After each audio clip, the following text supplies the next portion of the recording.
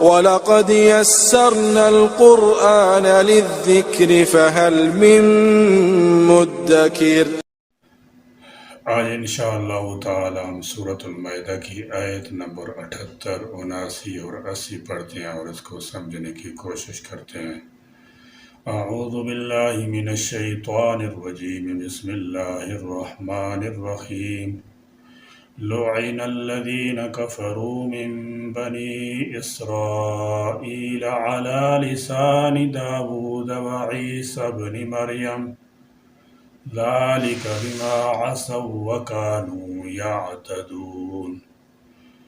لعن لعنت کیے گئے، الذین وہ لوگ جنہوں نے کفروا کفر کیا، من بنی اسرائیل بنی اسرائیل میں سے، علی لسان داود بزبان داود علیہ السلام، وعیسی بن مریم اور عیسیٰ بن مریم علیہ السلام۔ حضرت داود علیہ السلام کی لعنت کا ذکر زبور میں، اور حضرت عیسیٰ علیہ السلام کی لعنت کا ذکر انجیل متی میں اب بھی موجود ہے۔ یعنی زبور میں جو حضرت داود علیہ السلام پر اور انجیل میں جو حضرت عیسیٰ علیہ السلام پر نازل ہوئی، اور اب یہی لعنت قرآن کریم کے ذریعے سے ان پر کی جا رہی ہے جو حضرت محمد الرسول اللہ صلی اللہ تعالی علیہ وسلم پر نازل ہوا۔ لعنت کا مطلب ہے اللہ تعالیٰ کی رحمت اور خیر سے دوری ہے۔ ذالک بما، یہ بسبب اس کے جو عصوا انہوں نے نافرمانی کی۔ گویا دو باتیں بنیادی طور پر لعنت یعنی رحمت خداوندی سے محرومی کا باعث ہیں، اللہ تعالیٰ جل شانہ کی نافرمانی اور اللہ تعالیٰ جل شانہ کی قائم کی ہوئی حدوں سے تجاوز یعنی غلو اور افراط و تفریط، یہ لعنت کے اسباب ہیں۔ عصیان یعنی واجبات کا ترک اور محرمات کا ارتکاب کر کے انہوں نے اللہ تعالیٰ کی نافرمانی کی۔ نمبر 2، اعتداء یعنی دین میں غلو اور بدعات ایجاد کر کے انہوں نے حد سے تجاوز کیا۔ وَكَانُوا يَعْتَدُونَ، اور وہ حد سے نکل گئے تھے۔ اس آیت میں اللہ تعالیٰ جل شانہ یہود و نصارہ کو خبردار کر رہے ہیں کہ تمہاری بری عادتوں کی وجہ سے تنگ آ کر تم پر دو بڑے معتبر رسول سیدنا داود علیہ السلام اور سیدنا عیسیٰ علیہ السلام لعنت بھیج چکے ہیں۔ اگر تم اس لعنت سے نکلنا چاہو تو اسلام قبول کر لو اور سیدھا راستہ اختیار کر لو۔ لعنت بھیجنے کی 3 وجوہات ہیں۔ نمبر 1، گناہوں میں بری طرح پھنس چکے تھے۔ نمبر 2، دین کی مقرر کی ہوئی تمام حدوں کو توڑ چکے تھے۔ نمبر 3، نہ خود گناہوں سے بچتے تھے اور نہ ہی دوسروں کو برے کاموں سے روکتے تھے۔ جب بھی کوئی قوم ان بری عادات کی عادی ہو جاتی ہے تو پھر اس کی بربادی یقینی ہو جاتی ہے۔ مسلمانوں کو ان بگڑی ہوئی قوموں سے سبق سیکھ کر سیدھے راستے کی پیروی کرنی چاہیے، تبھی تو وہ دوسروں کو برائی سے منع کر سکیں گے اور قوم تباہی سے بچ سکے گی۔ كانوا لا يتناهون عن منكر فعلوه لبئس ما كانوا يفعلون۔ كانوا لا يتناهون، ایک دوسرے کو نہ روکتے تھے، عن منکر برے کاموں سے، فعلوا وہ جو کرتے تھے۔ اہل ایمان کے لیے صرف برائی سے بچنا کافی نہیں، یہ بھی ضروری ہے کہ وہ دوسروں کو بھی برائی سے بچانے کی کوشش کریں، جس کی صورت یہی ہے کہ برائی کرنے والوں کو برائی سے روکا جائے۔ کسی معاشرہ میں جب کوئی برائی رواج پاتی ہے تو ابتداءً چند ہی لوگ اس کے مرتکب ہوتے ہیں۔ اگر ایسے لوگوں کا بروقت سختی سے محاسبہ کیا جائے تو وہ برائی رک بھی جاتی ہے، لیکن اگر اس سلسلے میں نرم گوش اختیار کیا جائے تو اس بدی کا ارتکاب کرنے والوں میں اضافہ ہوتا چلا جاتا ہے۔ اور ایک وقت ایسا بھی آ جاتا ہے کہ اس بدی سے بچنے والے لوگ نہ صرف یہ کہ بدی کرنے والوں کو روکتے نہیں بلکہ ان سے میل ملاپ رکھنے اور شیر و شکر بن کر رہنے میں کوئی جھجک محسوس نہیں کرتے اور بدی عام پھیل جاتی ہے۔ یہی وہ وقت ہوتا ہے جب عذاب الہی نازل ہوتا ہے، پھر اس عذاب سے نہ بدی کرنے والے بچتے ہیں اور نہ اس بدی سے اجتناب کرنے والے۔ اس آیت میں بتایا یہ گیا ہے کہ جس طرح بدی کا ارتکاب کرنا جرم ہے، اس طرح بدی سے نہ روکنا بھی جرم ہے، اور جرم کے لحاظ سے دونوں برابر ہوتے ہیں، اور اللہ تعالیٰ جل شانہ کی لعنت یا عذاب الہی کا اثر اور نقصان دونوں کو یکساں پہنچتا ہے۔ حضرت عبداللہ بن مسعود رضی اللہ تعالی عنہما نے رسول کریم صلی اللہ تعالی علیہ وسلم کا ارشاد نقل کیا ہے کہ پہلی برائی جو بنی اسرائیل میں پیدا ہوئی وہ یہی تھی کہ ایک شخص کسی کو برائی کرتے ہوئے دیکھتا اور اس کو اسے منع کرتا، پھر اگلے ہی دن اس کا ہمنے والا اور ہم پیالہ بن جاتا۔ اس آیت کی روشنی میں اہل علم نے لکھا ہے کہ جو طاقت رکھتا ہو اس کے لیے برائی سے روکنا فرض ہے۔ آج مسلمان بھی اس معاملہ میں بنی اسرائیل کے نقش قدم پر ہیں۔ برائی پر ٹوکنے کا مزاج ختم ہو گیا ہے، اور علماء و مشائخ بھی خلاف شرع امور کا ارتکاب کرنے والوں کے ساتھ اٹھنے بیٹھنے میں کوئی مذائقہ محسوس نہیں کرتے۔ لبیسا البتہ برا ہے ما کانوا یفعلون جو تھے وہ کرتے۔ اس پر مستزاد یہ کہ وہ ایک دوسرے کو برائی سے روکتے نہیں تھے، جو بجائے خود ایک بہت بڑا جرم ہے۔ بعض مفسرین کرام رحمۃ اللہ علیہم نے اسی ترک نئی کو عصیان اور اعتداء قرار دیا ہے جو لعنت کا سبب بنا۔ بہرحال دونوں صورتوں میں برائی کو دیکھتے ہوئے برائی سے نہ روکنا بہت بڑا جرم اور لعنت غضب الہی کا سبب ہے۔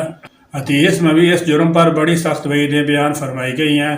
ایک حدیث میں نبی کریم صلی اللہ تعالی علیہ وسلم نے فرمایا، سب سے پہلا لفظ جو بنی اسرائیل میں داخل ہوا یہ تھا کہ ایک آدمی دوسرے آدمی کو برائی کرتے ہوئے دیکھتا تو کہتا اللہ سے ڈر اور یہ برائی چھوڑ دے، یہ تیرے لیے جائز نہیں، لیکن دوسرے روز پھر اسی کے ساتھ اسے کھانے پینے اور اٹھنے بیٹھنے میں کوئی عار یا شرم محسوس نہ ہوتی، یعنی اس کا ہمنے والا اور ہم پیالہ اور ہم نشین بن جاتا۔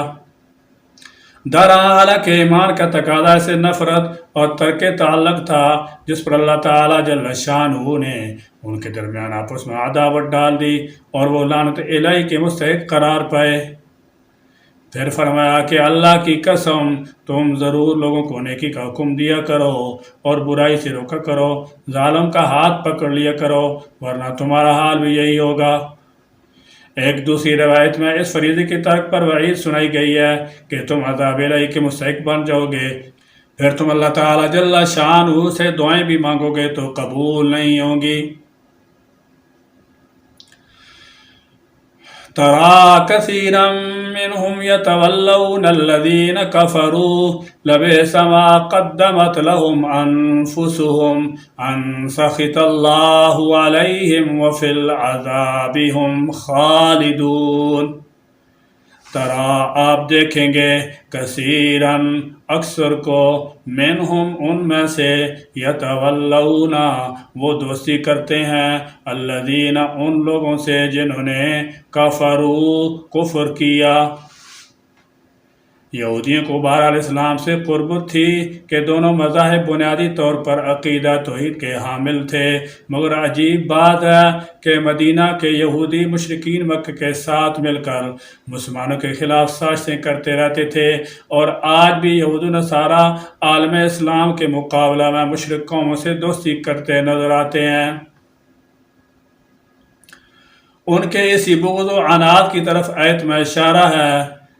لبیسا البتہ برا ہے، ما قدمت وہ جو آگے بھیجا، لہم ان کے لیے، انفسہم ان کے نفسوں نے، ان یہ کہ سخط اللہ غضبناک ہوا اللہ علیہم ان پر۔ یہ اہل کفر سے دوستانہ تعلق کا نتیجہ ہے کہ اللہ تعالیٰ جل شانہ ان پر ناراض ہوا، اور اسی ناراضی کا نتیجہ جہنم کا دائمی عذاب ہے۔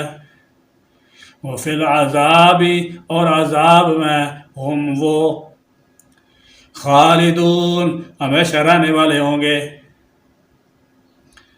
ان آیات میں اہل کتاب اور تمام انسانوں کو مخاطب کر کے جو ہدایات دی گئی ہیں وہ دین مذہب کی مضبوطی اور ایمان کی سلامتی کے لیے بنیادی اصول کی حیثیت رکھتی ہیں۔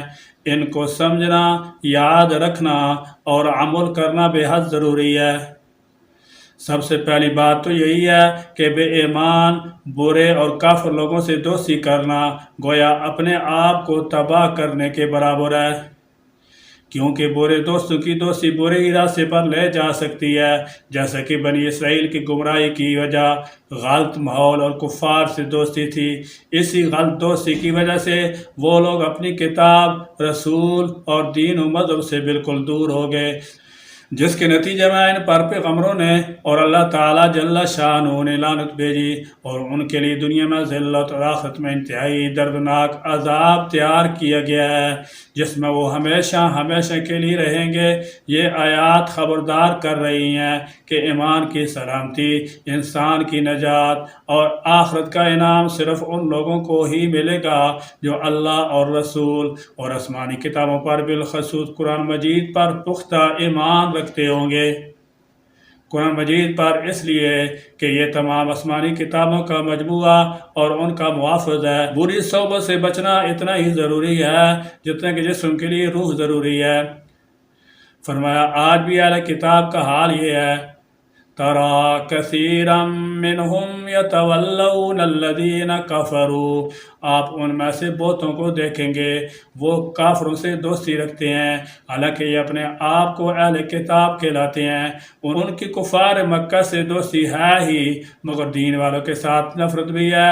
بعض مفسرین کے نام رحمۃ اللہ علیہ فرماتے ہیں کہ اس آیت کے مصداق منافقین مدینہ ہیں جو کافروں کے ساتھ دوستانہ تعلق رکھتے تھے اور ان تک مسلمانوں کے رات پہنچاتے تھے۔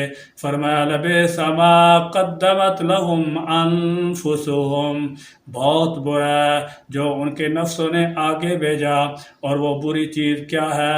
ان سخط اللہ علیہم، یہ کہ اللہ تعالیٰ ان پر غضبناک ہو گیا۔ انہوں نے حق کو ترک کر کے باطل کی حمایت کی تو ان پر خدا تعالیٰ جل شانہ کی ناراضگی اور اس کا غضب نازل ہوا۔ وَفِي الْعَذَابِ هُمْ خَالِدُونَ، اور وہ ہمیشہ عذاب میں مبتلا رہیں گے۔ یہ ان کی کارگزاری کی سزا ہے کہ وہ ابدی جہنمی بن گئے۔ اللہ کریم شریعت کے مطابق ہم خود بھی چلنے والے ہوں اور دوسروں کو بھی چلانے والے ہوں۔ یا اللہ گناہوں سے خود بھی بچنے والے ہوں اور دوسروں کو بھی بچانے والے ہوں۔ یا اللہ ہمیں ہر چھوٹے بڑے گناہ اور نافرمانی سے بچنے کی توفیق عطا فرما دے اور اپنی مرضیات والی زندگی گزارنا نصیب فرما دے۔ ربنا تقبل منا انک انت السمیع العلیم وتب علینا انک انت التواب الرحیم وآخر دعوانا ان الحمد للہ رب العالمین۔